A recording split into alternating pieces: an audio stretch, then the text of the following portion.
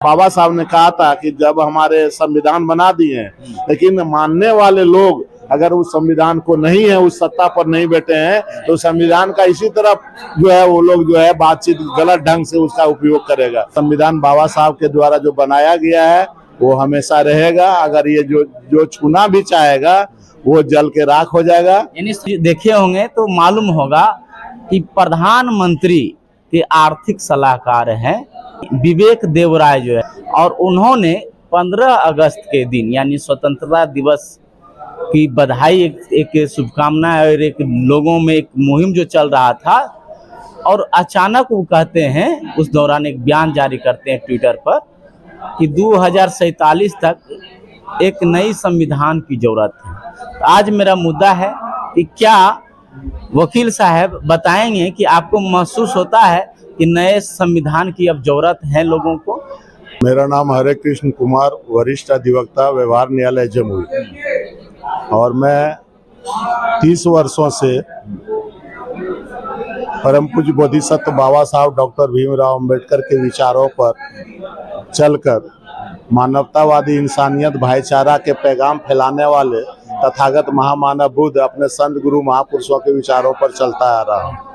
और मैं व्यवहार न्यायालय में वरिष्ठ अधिवक्ता हूँ। और आपने जो आज सवाल किया, या आप मेरे व्यवहार न्यायालय के हॉल नंबर 6 में आकर आपका जो आगमन हुआ, आपने जो प्रश्न किया, इसके लिए आपको बहुत बड़ी शुभकामना।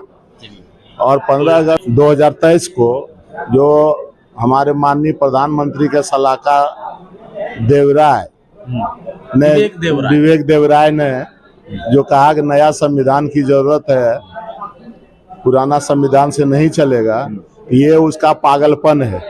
जब आदमी पागल हो जाता है तो देश में कुछ भी अनाप शनाप बोलता है। आपको जानकारी होना चाहिए कि बाबा साहब डॉक्टर भीमराव अंबेडकर विश्व के सबसे ज्ञानवान व्यक्ति हैं, और उतनी अभी उच्च शिक्षा कोई भी प्राप्त नहीं कर पाया है, न कर पाएगा। और 2 वर्ष 11 महीने 18 दिन में ये भारत का संविधान तैयार हुआ है, जिसमें काफी जो हमारे स्वतंत्रता सेनानी थे लोग और उसमें जो विद्वान लोग थे, उन्होंने काफी बहस करके इसमें जो है ना काफी डायलॉग हुआ है, बहस हुआ है, मीटिंग हुई है, तब जाके ये निचोड़ कर संविधान हीरे की तरह जो है निखार कर आया है।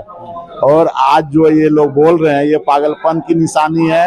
ये लोग SC ST माइनॉरिटीज OBC को उलझा के रखना चाहता है ताकि 2024 में लोकसभा का सत्ता को प्राप्त कर सकें। ये कभी हुआ है न कभी होगा। और भारत का संविधान बाबा साहब के द्वारा जो बनाया गया है वो हमेशा रहेगा। अगर ये जो छूना भी चाहेगा वो जल के राख हो जाएगा। यानी संविधान को जो छुएगा जल के राख हो जाएगा, वो कोई बदल नहीं सकता है।